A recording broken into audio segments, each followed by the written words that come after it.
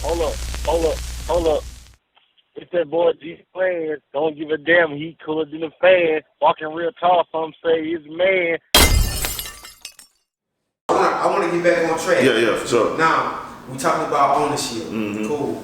Right now, Kanye West has Twitter on smash right now. Facts. How do you feel about his? I'm not gonna say rant. Yeah. Because it looks like facts to me. Yeah. How do you feel about the whole thing? He's talking about the masters and you know giving it to his kids, saying that he might get killed for putting this information out. How do you feel about all that? I don't think he'll get killed for putting that information out. He might get sued, but because I know they got clauses in there where you could get fined and get penalties for exposing contract information in certain. Every contract different. It's a lot of gray area. Them contracts is not black and white when you sign a record deal, and I know that just from watching people in the game give the game. So shout out to Kanye for using his platform that big as it is and expressing that about creative rights and we are the culture. Why do we make the least amount of money? So it's double-sided with that. The first thing I want to say is business and entertainment is two different things. You got business and then you got big entertainment business. See what I'm saying? So you got into the entertainment business and you signed paperwork. Business-wise, whether that contract is morally fair or human aspect fair or not, in the courtroom, they don't give a fuck. They don't get, it's like, nigga, you signed your name. They didn't put a gun to your head and make you sign. You signed. In certain cases, some niggas might get forced to sign. I don't know though. You know what I'm saying? In certain situations, but I don't know Kanye's situation. You signed that paper. So you have to honor that contract by law. You see what I'm saying? In the courtroom, whether it's fair or unfair. That's just the way that the law works. Now, at the other time, when it comes to the humane side and the culture side, these contracts are not fair. These contracts are not for us. They not for the people. They making all this money off of niggas, and niggas is not taking nothing home off of their creation in the long run. And shout out to Kanye for bringing it, because I feel like Kanye, people were able to follow behind Kanye.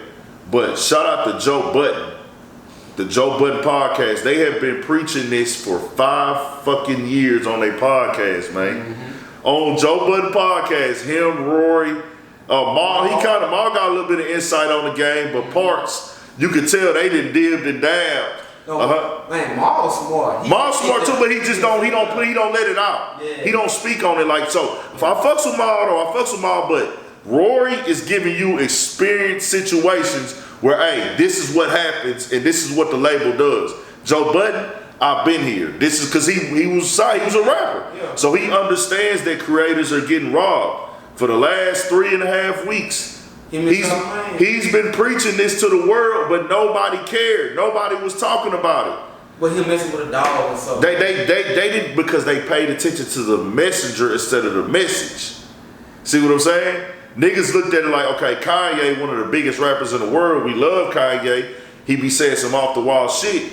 But Kanye say he getting robbed by the record label. He want his masters.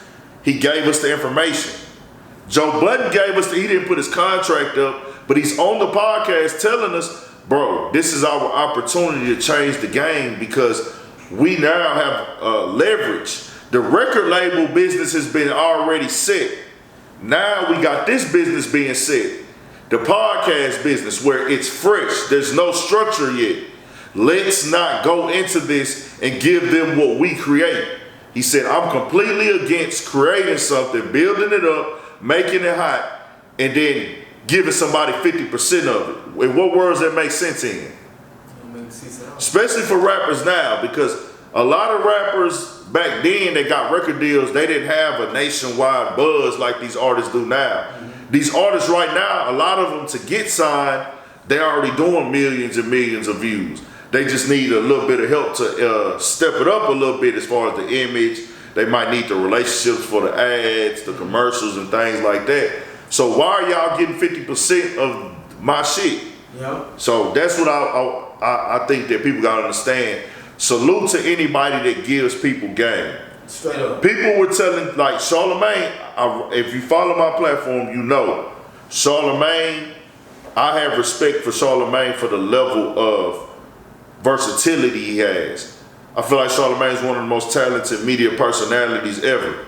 He can do radio, he can do podcasts, he can do interviews, he can do, he's done talk shows, he's done a movie, he's wrote a book, he can host a nightclub, he can talk to the president. You see what I'm saying? Yeah. How many niggas can do that? Like, Charlamagne can come out here and host the most ratchetest club in Houston today, and then Tuesday, he could be sitting down talking to the president, and you won't look at him no differently.